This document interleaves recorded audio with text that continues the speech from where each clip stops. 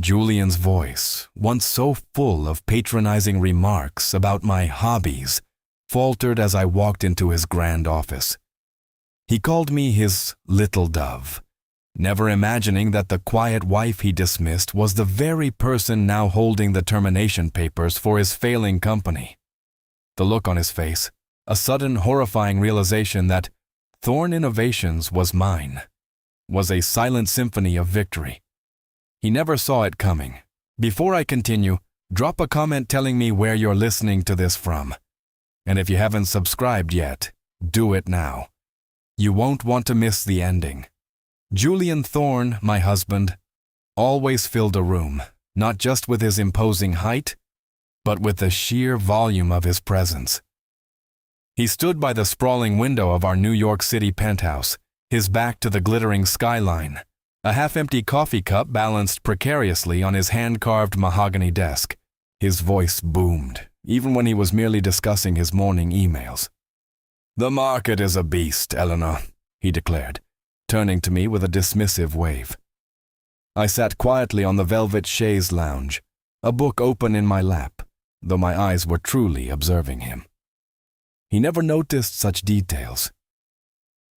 It demands constant vigilance, a sharp mind, and a singular focus. Something, my dear, you wouldn't quite understand. He often called me my little dove, a term he used to imply sweetness and fragility, never intellect. He saw me as a beautiful accessory, perhaps a homemaker, certainly someone uninterested in his complex business world.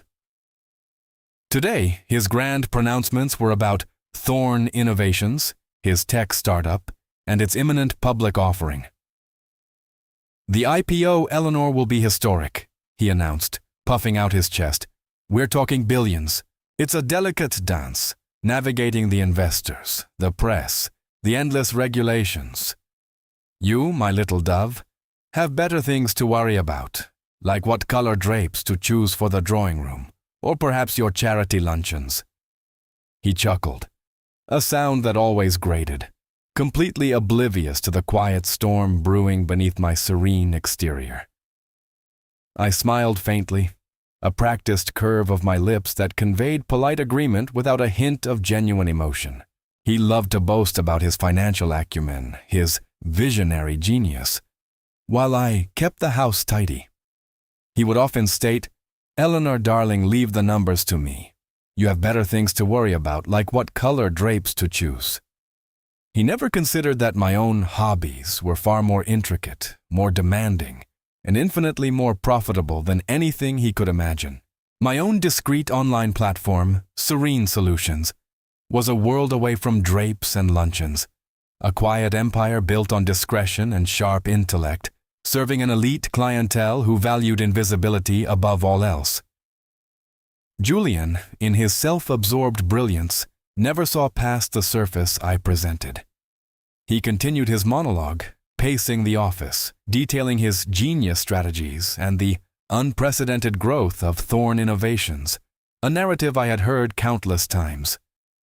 I merely nodded, my gaze calm and unwavering, absorbing every word, every subtle shift in his tone, every nervous twitch of his hand.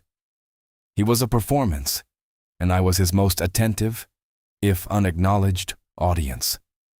When he finally concluded his soliloquy, declaring he had a crucial business dinner and sweeping out of the room, the silence that followed was a welcome relief. I waited a moment, listening to the fading sound of his footsteps. Then I rose from the chaise lounge, my movements fluid and unhurried. Julian, in his haste, had left a stack of papers askew on his desk, a discarded bank statement half hidden beneath a legal pad. My fingers, light and precise, picked it up. My eyes scanned the figures, and a subtle, unsettling discrepancy in the numbers caught my attention, a quiet discord in his loud symphony of success. I remember the sting of Julian's words, his casual dismissal of my intellect, long before that bank statement landed in my hands. It wasn't anger that blossomed inside me, but a quiet, steady resolve. I had always been good at observing, at seeing the patterns others missed, and I knew deep down that I needed a world of my own, a place where my quiet strength could truly flourish. That desire for independence, for a life built on my own terms, was the seed from which everything grew. It began subtly, in a small, sunlit corner of our sprawling apartment that I designated my office. Julian often joked about my little projects, assuming I was cataloging recipes or planning garden layouts. He never once suspected I was quietly laying the foundation for Serene Solutions, my secret enterprise. It wasn't a grand public affair, but an exclusive, anonymous online platform. Think of it as a very private, very discreet concierge service, tailor-made for people who had immense wealth, but even greater need for quiet. My clients were ultra-high net worth individuals and families, the kind of people who valued secrecy above all else, often because their affairs were so sensitive, so complex, that they couldn't trust them to public institutions. I learned early on that true power often operates in the shadows, with efficiency and quiet grace. Serene Solutions specialized in the kind of delicate work Julian would have scoffed at, but which was absolutely vital to my clientele. We handled sensitive estate management, untangling complicated family trusts, and ensuring legacies were protected without a whisper of public exposure. We acted as legal liaisons, navigating intricate matters without ever stepping into a courtroom spotlight. And the confidential personal affairs? Everything from managing vast private art collections that spanned continents to arranging intricate international travel logistics for figures who needed to move without a trace, to discreetly settling family disputes that could otherwise shatter reputations. Even safeguarding priceless digital assets, a new frontier of privacy, fell under my purview. Building this network was a meticulous process, a patient weaving of threads. I sought out professionals who shared my values: absolute discretion, unwavering integrity, and a quiet competence that spoke louder than any boast. Lawyers who understood subtlety, financial experts who could untangle the most knotted ledgers in silence, security specialists who were invisible guardians. Every single client came through a referral, passed from one trusted circle to another, building a reputation for invisibility and effectiveness that was my greatest asset. My clients didn't just value my work. They valued my silence, my ability to achieve their goals without ever drawing attention. They relied on me for matters they simply couldn't trust to anyone else. Julian's condescension, his constant underestimation, only fueled my resolve to build this empire in the quiet spaces he overlooked. It was my secret garden, growing steadily, powerfully, far from his boasting and his bluster. One evening, Julian was engrossed in a sports game in the living room, his loud commentary filling the apartment. I sat in my small office, the soft glow of my laptop illuminating my face. An incoming email flashed on the screen, a coded message from a new contact. It was the confirmation I had been waiting for, a major, highly sensitive client, an influential figure whose complex needs were exactly the kind of challenge that solidified Serene Solutions' unique and powerful niche. Their request was vast, intricate, and required a level of discretion that most firms couldn't even fathom. As I typed my acceptance, sealing the deal with a few quiet clicks, I knew this was more than just another client. It was a definitive step, marking my secret path to undeniable financial independence. Julian's arrogance, if possible, had swelled even further in the weeks after I spotted that small discrepancy on his bank statement. The IPO for Thorn Innovations was now just around the corner, and he was practically vibrating with self-importance. Extravagant parties became a regular occurrence, each one grander than the last, filled with flashing lights, loud music, and guests Julian barely knew, all eager to bask in his reflected glory. He bought ostentatious gifts, not for me, but for himself. A new, impossibly expensive watch. A limited edition sports car he proudly parked in front of the building, always making sure it was visible.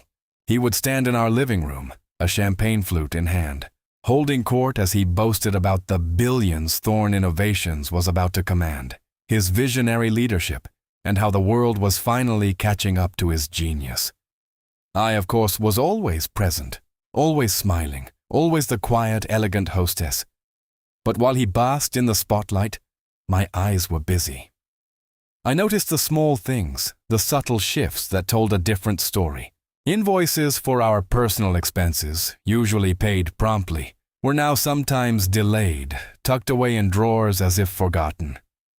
My own credit cards, usually limitless, had unexpectedly reached their maximum limits on a couple of occasions, leading to awkward moments at boutiques or restaurants. When I gently inquired, Julian would wave his hand dismissively, offering vague, evasive answers about temporary cash flow issues or strategic reallocations within the company. He'd reassure me, "Don't you worry your pretty little head, my dove. These are just the minor ripples before the great tidal wave of success."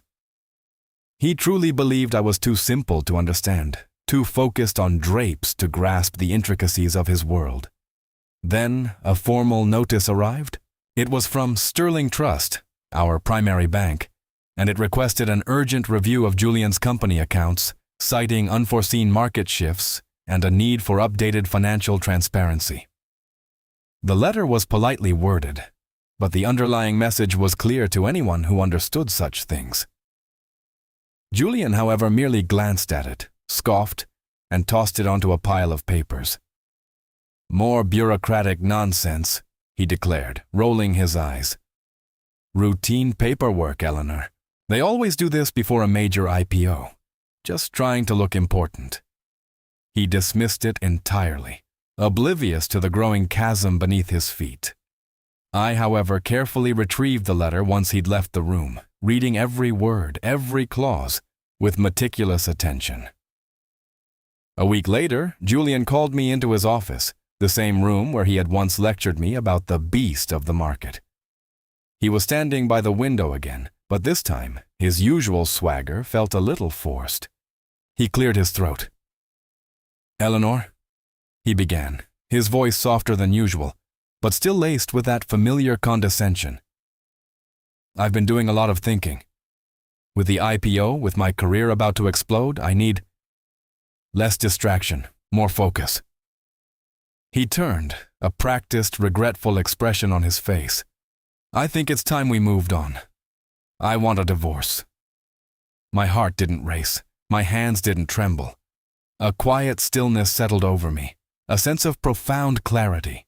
He continued, "Of course, I plan to be very generous, Eleanor. You've been a good wife, a beautiful companion. I'll ensure you're well taken care of. A comfortable apartment, a generous allowance, perhaps even a small sum to pursue your hobbies." He offered a magnanimous smile, clearly expecting tears or at least a protest. He saw himself as the benevolent benefactor, setting me free with a golden parachute, completely unaware that I had already built my own wings and a much larger fortune. "I understand, Julian," I said, my voice calm and steady, a slight, almost imperceptible smile touching my lips. "Thank you. That's very thoughtful of you." I met his gaze, my eyes reflecting nothing but serene acceptance.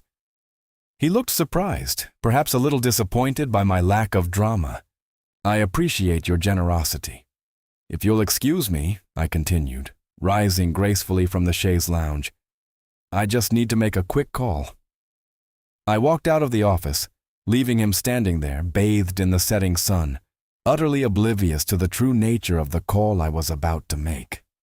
My call, made from the quiet solitude of my study, was not to a divorce lawyer, but to my most trusted contact at Serene Solutions. "It's time," I simply said into the phone, my voice low and steady. There was no need for further explanation. My team understood. The quiet mechanisms I had put in place, the ones Julian never suspected, began to whir into action. The discreet flag I had previously placed on Thorn Innovations' accounts, the one that had prompted Sterling Trust's urgent review, was now activated. The bank, already wary, moved swiftly.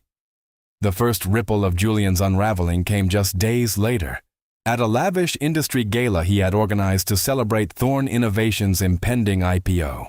He was at the peak of his performance, holding court, his laughter echoing a little too loudly. When the time came to settle the extravagant catering bill, a sum he had boasted about beforehand, he confidently handed over his corporate credit card. I watched from a distance, a serene smile fixed on my face. As the waiter tried again, then again, the small machine beeping a persistent, embarrassing refusal.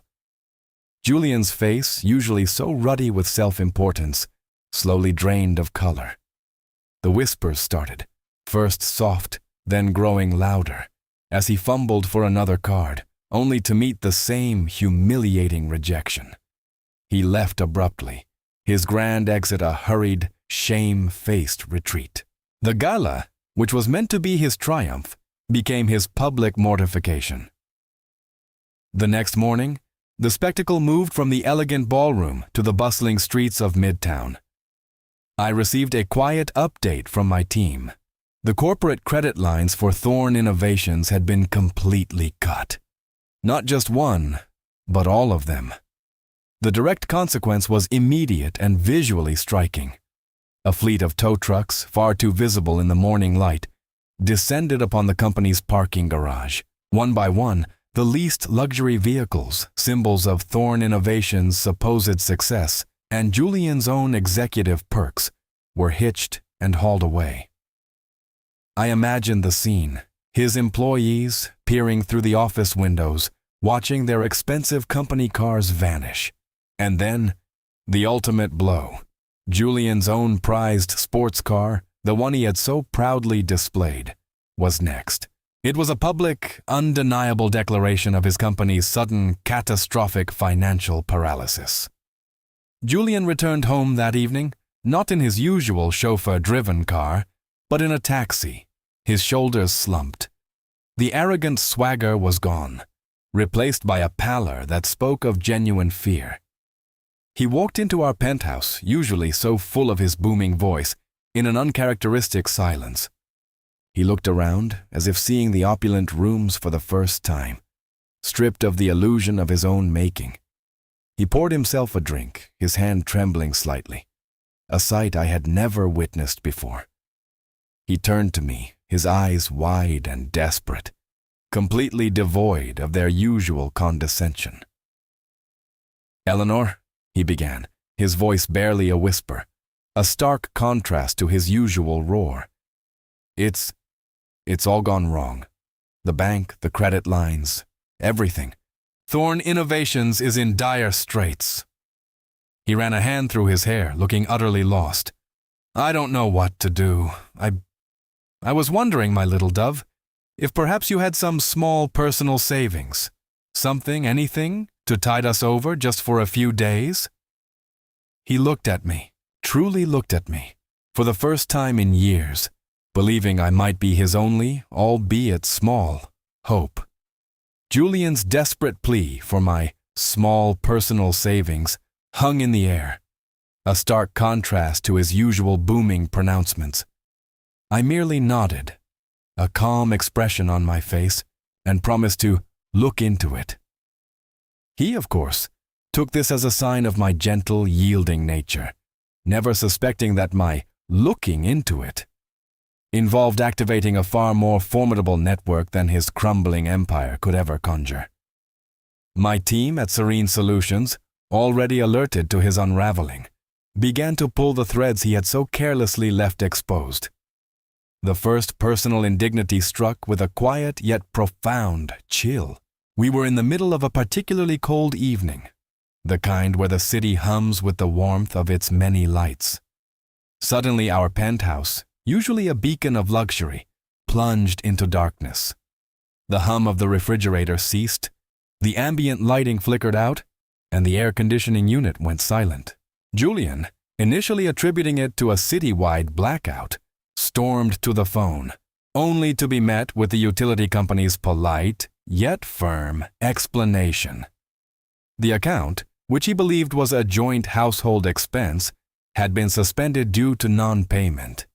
He erupted, demanding to know why, only to be told the person listed as the primary account holder had made a series of unusual adjustments to the payment schedule. He slammed the phone down, his face a mask of bewildered fury.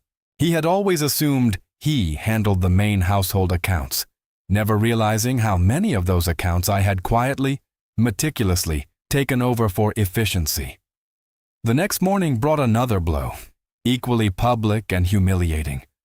Julian had, in his panic, decided to drive his personal sports car, a different, even more ostentatious model than the company car already repossessed, to a crucial meeting with a potential investor. He loved that car, a gleaming red status symbol he believed was entirely his own. As he walked out of the building, keys in hand, ready to impress, he stopped dead. His parking spot was empty. A quick call to the building manager confirmed his worst fear. The car had been repossessed. The lease, the manager explained, had been flagged for irregularities, and the payments, which Julian had always assumed were automatically deducted from a joint account he controlled, had been quietly halted. He stood there on the sidewalk, a powerful man utterly stripped of his usual mode of transport, forced to hail a yellow taxi, his face burning with shame. Later that week, still trying to project an air of normalcy, Julian invited a small group of acquaintances to a discreet, expensive restaurant. He spoke animatedly about minor market adjustments and the unavoidable bumps before a major IPO, trying to spin a narrative of resilience.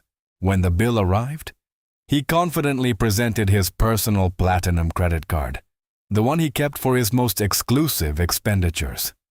The waiter returned, a polite, apologetic smile on his face. "I'm so sorry, sir.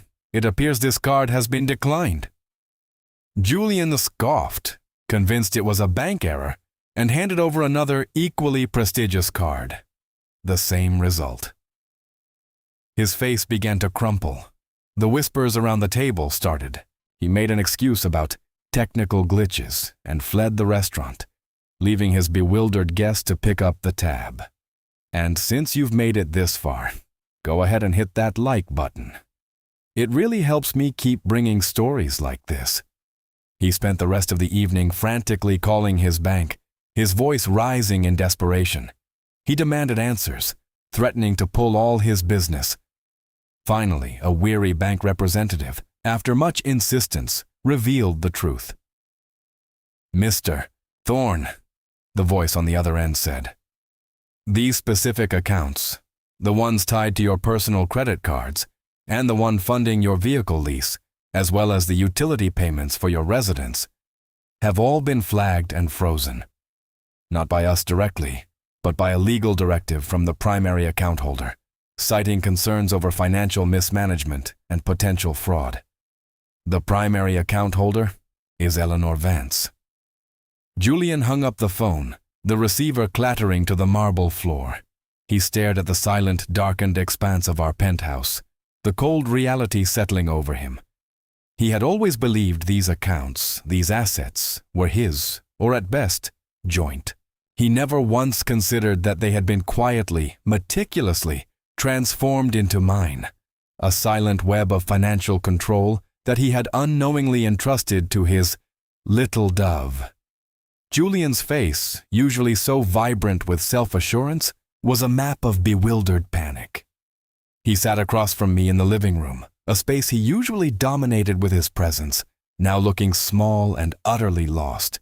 The phone receiver, which had clattered to the floor after his conversation with the bank, lay forgotten on the marble. He had always been so loud, so full of answers, but now silence clung to him like a heavy cloak. "Eleanor," he began, his voice raspy, completely devoid of its usual boastful tone. He looked at me with a desperate intensity I had never seen before, as if I held the key to his very survival. "The bank. They've frozen everything. My personal accounts, the company's lines of credit. They're saying you flagged them. That you are the primary account holder on so many things." His eyes searched mine. trying to reconcile this impossible truth with the image of his little dove. I met his gaze with a gentle, sympathetic expression. "Oh, Julian," I said softly, my voice filled with a practiced concern. "I merely ensured that our household finances were managed with the utmost care and discretion. You always said I had better things to worry about than numbers, so I simply took it upon myself to consolidate and simplify. For efficiency, darling. You know how I like things to run smoothly." I offered a small, reassuring smile, a smile that gave nothing away. He looked even more confused, his brow furrowed. He had always dismissed my organizational skills as quaint. Now, they were a bewildering force he couldn't grasp. But this is different," he stammered, running a hand through his already disheveled hair. "Thorn Innovations. It's critical. The IPO is weeks away. We need capital, Eleanor. Significant capital. Do you have any rich friends from your charity luncheons? Perhaps they could lend us something, just to tide us over?" He leaned forward, a flicker of hope in his eyes, still utterly clueless about the true nature of my network. I sighed softly, a touch of gentle regret in my voice. "Julian, my dear, my friends are wonderful, generous women, but their personal fortunes, while comfortable, are simply not on the scale you're describing. And you know how private they are about their financial dealings. It's simply not the sort of thing one discusses over tea, is it?" I paused, letting the silence hang. "Besides, even if they could, the amount you're speaking of, it's far beyond what any individual could comfortably provide without significant risk. And you know how important it is to protect one's reputation." He slumped back, deflating further. "What about your father?" He pressed, grasping at straws. He always had a knack for investments. Could he perhaps be persuaded to invest a substantial sum in Thorn Innovations as a family favor? I shook my head, a sorrowful expression on my face. "My father, bless his heart, retired years ago, Julian. His portfolio is quite modest these days, and he's always been very cautious. He wouldn't dream of getting involved in something so volatile, as he would call it. He's always believed in slow, steady growth, not rapid expansion." I offered a small, knowing smile. "And you know how he feels about tech startups." Julian groaned, running his hands over his face. "What about your jewelry, then? Your grandmother's pearls, that diamond necklace I bought you? They're worth a fortune, aren't they? We could pawn them just for a week or two until the IPO goes through." He looked at me with desperate pleading, seeing only their immediate monetary value. "Those pieces, dear, are family heirlooms and sentimental treasures," I replied, my voice unwavering. "And frankly, the market for such items is rather slow right now, especially for a quick sale.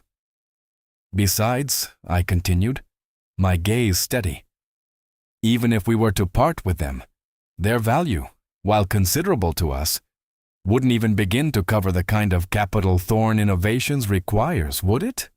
We're talking about millions, Julian, not thousands." He stared at me, his eyes wide and uncomprehending. He stood up, pacing aimlessly, clearly at a loss. He had come to me expecting a simple solution, a quick fix from his easily manipulated wife. Instead, he found only kind, logical, and utterly unhelpful answers. He was more confused, more desperate than when he had arrived. He left the room without another word, slamming the door behind him. I sat there, sipping my tea, a faint, knowing smile playing on my lips. He had no idea the true extent of the plans I had already set in motion, plans that would soon make his current predicament seem like a mere inconvenience. Julian's world had become a suffocating cage of silence and shame after his desperate pleas to Eleanor had met with such calm, logical refusals. The penthouse, once a symbol of his soaring success, now felt like a mausoleum. His calls went unanswered by former associates, his emails bounced back, and the constant hum of his phone once a symphony of deals and opportunities, was now just a chilling quiet. He paced the vast apartment, a shadow of his former self, his expensive suits hanging loosely on his frame. The IPO, once his glorious finish line, was now a looming cliff edge. He spent his days in a frantic, disorganized search for any glimmer of hope, rummaging through stacks of documents, old business cards, anything that might hold a forgotten contact or a hidden asset. He was desperate, truly desperate for the first time in his life. His usual meticulousness had vanished, replaced by a feverish scramble. One afternoon, amidst a pile of overdue bills and legal notices he had previously ignored, a thick envelope caught his eye. It was from a discreet, unmarked courier service, not a bank or a known creditor. He ripped it open, his fingers trembling. Inside was a single, elegantly printed letter. It wasn't a demand for immediate payment, but a formal notification, a quiet statement of fact. It detailed a consolidated debt, the largest outstanding amount against Thorn Innovations, now held by a single entity. The name, printed in a clean, understated font, made him pause. Serene Solutions. He stared at the words, Serene Solutions. It sounded quaint, like a spa, or perhaps a boutique interior design firm. Certainly not a financial powerhouse. He scoffed, a dry, humorless sound. What kind of obscure little company was this? He flipped the letter over, finding a phone number at the bottom, alongside a discreet email address. He punched the numbers into his phone, his frustration mounting. He expected to hear a generic corporate greeting, perhaps elevator music, or a series of automated menus. He was ready to unleash a torrent of angry questions, to demand to know who this Serene Solutions was, and why they were meddling in his affairs. The phone rang twice, a gentle, almost melodious chime. Then, a voice, soft and clear, answered. Serene Solutions, Eleanor Vance speaking. Julian froze, the phone pressed against his ear. The world tilted. The voice was unmistakable.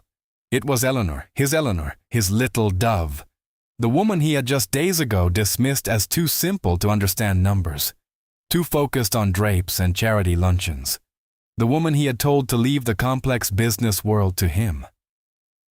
On my end, the phone had rung, a familiar number flashing on the screen. I had been expecting his call. I was in my private office, the one Julian never knew existed, tucked away behind a discreet, soundproof door in our penthouse. My desk was immaculate, bathed in the soft glow of a hidden lamp. I had just finished reviewing the final legal documents that sealed Thorn Innovations' fate. When I answered, my voice was calm, professional, and entirely devoid of surprise. I heard the sharp intake of breath on the other end, followed by a profound, agonizing silence. It was the longest silence of our entire marriage, a chasm that stretched between us, filled with the weight of all his dismissals, all his underestimations, and the stark, undeniable truth of my silent takeover. Yes, Julian, it's me, I said, my voice as calm and clear as a mountain spring. On the other end of the line, I could almost hear his world crumbling. The profound silence that followed my words was more telling than any outburst. Serene Solutions, as you now know, has acquired the outstanding debt of Thorn Innovations. This means, effectively, that the future of your company, and indeed, your entire financial standing, is now under my purview. I spoke as if discussing the weather, a simple statement of fact. He finally found his voice, a strangled whisper. Eleanor, what are you saying? This is impossible. You can't possibly. On the contrary, Julian, it is quite possible, I corrected gently. For years you told me to leave the numbers to you, that I had better things to worry about. So I did. I built my own quiet enterprise, one that values discretion, efficiency, and above all, integrity. When your company began to show signs of distress and certain clients of Serene Solutions expressed concern over their investments in Thorn Innovations, it became my responsibility to investigate. What I found, Julian, was a house of cards. Inflated user numbers, faked revenue streams, a web of shell corporations designed to hide debts and funnel money. Your ultimate financial fraud, as my team so aptly described it. I paused, allowing the weight of my words to settle. This means, Julian, that I am now in a position to dismantle your fraudulent empire and protect those innocent investors. And I intend to do just that. His breath hitched.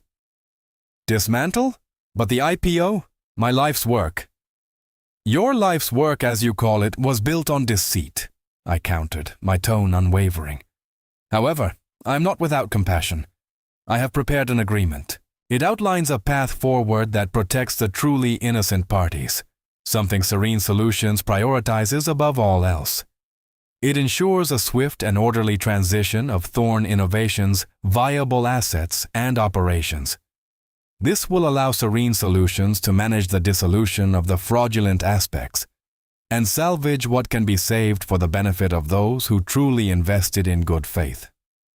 I continued, laying out the terms as if reading from a grocery list. For your part, you will sign over all your shares and relinquish any and all claims to Thorn Innovations. You will step down immediately from all positions within the company and any related entities. Furthermore, the agreement includes a clause preventing you from ever holding a position of financial trust or management in any public-facing company again. This is non-negotiable, Julian. It is a necessary measure to prevent further harm. He made a choked sound, a mix of disbelief and despair. And what about me? What will I have? In return, I explained, my voice softening just a fraction. I have arranged for a small, non-discretionary stipend for your personal living expenses. It will be managed by a third party, for a limited period. This is to ensure you do not become a burden, and to give you a chance to rebuild, albeit on a much smaller scale, and under strict supervision. There will be no public scandal from my end, beyond the necessary legal disclosures. Your downfall will be swift, quiet, and contained if you comply. This is the most generous offer you will receive, Julian. It protects my reputation, and frankly, it protects yours from an even worse public humiliation. I have sent the full agreement to your personal email, Julian, I concluded. It requires your immediate signature. There isn't much time. On his end, I heard a ragged sigh, a sound of utter defeat. A moment later, a faint click echoed through the phone, followed by the soft, rhythmic tapping of keys. Then a long, shuddering breath. He was signing. I knew it. He had no other choice. I could almost picture his hand, shaking as he clicked the final confirmation. The morning sun, usually a cheerful greeting, seemed to cast a long, almost theatrical shadow across the polished marble floor of the Serene Solutions lobby. It was a Tuesday, an ordinary day, yet for me every morning now held a quiet, satisfying hum. I stepped out of the private elevator, my heels clicking softly, the sound echoing in the hushed elegance of the space. My company, Serene Solutions, now occupied the top 3 floors of this prestigious building, a far cry from the small, discreet office where it had first begun. As I made my way towards the glass doors, my gaze swept across the bustling lobby, a habit born of years of observation. And then I saw him. Julian. He was sitting at a small, rather unassuming desk, tucked away near the reception area, a stack of files in front of him. His once impeccably tailored suit now looked a little worn, a little less vibrant. His usual booming voice was absent, replaced by a quiet murmur as he spoke into a headset, meticulously verifying data. He was, as per our agreement, working for Serene Solutions, albeit at the most junior level, tasked with the painstaking, often tedious process of untangling the remnants of Thorn Innovations' convoluted finances. It was a condition of his avoiding the harshest legal repercussions, a quiet penance. He looked up then, perhaps sensing my presence, or simply taking a moment to stretch his shoulders. His eyes, once so full of patronizing amusement when they met mine, now held a flicker of something unreadable. Perhaps surprise, perhaps resignation, certainly no triumph. He quickly averted his gaze, focusing intently on the screen before him, as if the numbers held a sudden, compelling secret. A small, almost imperceptible smile touched my lips. He had called me his little dove, had told me to worry about drapes while he handled the complex world of finance. Now, his complex world was my domain, and he was merely an employee, a cog in the very machine he had once so arrogantly dismissed. There was no joy in seeing him diminished, no gloating, just a profound sense of balance, of justice quietly served. I continued my walk, my pace unhurried. As I drew level with his desk, I paused just for a breath. His head remained bowed, his shoulders tense. He was still trying to be invisible, perhaps. "Good morning, Julian," I said, my voice clear and professional, devoid of any personal history, any warmth beyond simple civility. It was the tone I used with any junior member of my staff. He flinched, a subtle tremor running through him. He slowly lifted his head, his eyes meeting mine for a fleeting moment. "Good morning, Eleanor," he mumbled, his voice a low, almost reluctant whisper. He offered a slight, almost imperceptible nod, then quickly looked back at his screen, his fingers hovering over the keyboard. I held his gaze for another second, a silent acknowledgement of the vast, unbridgeable distance between us now. Then, I simply turned and walked away, through the glass doors, into the bustling street. The city hummed around me, a symphony of possibilities. My future, once so tied to his, was now entirely my own, built on my own quiet strength and intelligence. The air felt lighter, the sky brighter. There was a profound peace in knowing that my silence had been my greatest weapon, and now, my freedom was absolute.